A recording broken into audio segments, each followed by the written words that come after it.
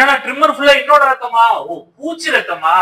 சரி சரி சீக்கிரம் முடிச்சு விடுங்க. மூஞ்சிக்குள்ள எல்லாம் ஒரே கசகசன்னு இருக்கு. நான் கால்லாம் கட்டியா இருக்கு, வலிக்குதுண்ணா.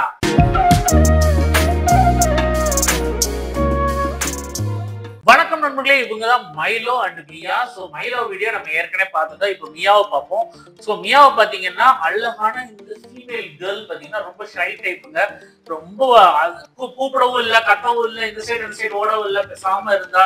ரொம்ப சாஃப்டாவும் பிஹேவ் பண்ணிக்கிட்டா. என்னன்னா இவளுக்கு வந்து மைலோவோட ரொம்ப ஹெவி நாட்ஸுங்க. பட் டிக்ஸ் வந்து கொஞ்சம் கம்மி. மைலோ அளவுக்கு இல்லைன்னாலும் இவளுக்கு வந்து நாட்ஸ் நிறைய இருந்தது. அதை ரிமூவ் பண்றதே ரொம்ப கஷ்டமா இருந்தது. அவளுக்கும் பெயின்ஃபுல்லா இருந்தது.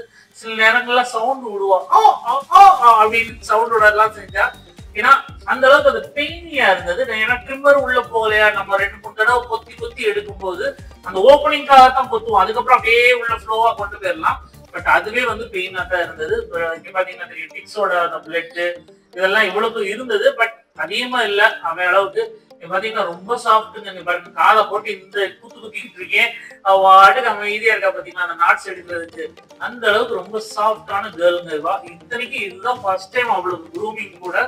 இருந்தாலும் அமைதியா இருந்தேன். ஸோ இந்த மாதிரிலாம் ஒரு ஷிட்ஸுஸ்க்குலாம் உங்களுக்கு கிடைக்குதுன்னா ரொம்ப லக்கிங்க. நீங்க வீட்டுல வந்து அமைதியாவே இருப்பாங்க. ஏன்னா நிறைய ஷிட்ஸஸ் பாத்தீங்கன்னா ரொம்ப ஹைப்பர் ஆக்டிவா இருப்பாங்க, துருன்னு இருப்பாங்க, ஒரியாரா இருப்பாங்க. உங்களாலே வந்து உங்க வீட்டுக்குள்ள அவளை கண்ட்ரோல் பண்ண முடியாது. பட் இந்த மாதிரி டாக்ஸ் கிடைக்குதுன்னா நீங்க ரொம்ப லக்கினே சொல்லலாம்.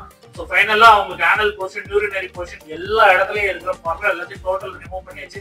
நீங்க பார்த்தா தெரியும், இந்த காலுக்கு ரிமூவ் பண்ற அந்த செஸ்ட் போர்ஷன்ல பாத்தீங்களா பிளட் ஸ்பாட்ஸும் உண்ணியும் எவ்வளவு தெளிவா தெரியுது. அந்த மாதிரி தான் உடம்புல நிறைய இடத்துல இருந்தது. ஸோ யூரினரி போர்ஷனை கொஞ்சம் கிளீன் பண்ணும்போது அன்ஈஸியா ஃபீல் பண்ணா. ஏன்னா அங்கேயுமே வந்து எரிச்சல் இருந்தது. எல்லாம் முடிச்சு குளிப்பாட்டும் போது தண்ணி பட்ட உடனே முத அந்த ஒரு பதட்டம், அதுக்கப்புறம் வந்து கொஞ்சம் காம் ஆயிட்டா. பாத்தீங்கன்னா தெரியும், கொஞ்சம் காம் ஆயிட்டா. அதே மாதிரி ஷாம்பு போடும்போது முதல்ல ஷாம்பு பட்ட உடனே ஒரு பதட்டம் துள்ளிக்கிட்டு இருந்தா. அதுக்கப்புறம் அவளாவே கொஞ்சம் காம் ஆயிட்டா. நல்லா தேய்ச்சி விட்டு குளிப்பாட்டி இது பண்ணியாச்சு. ஸோ இவங்க பெட் பேரண்ட்ஸ் வந்து ஃபர்ஸ்ட் டைம் அந்த மெடிக்கல் ஷாம்பு கொண்டு வரல.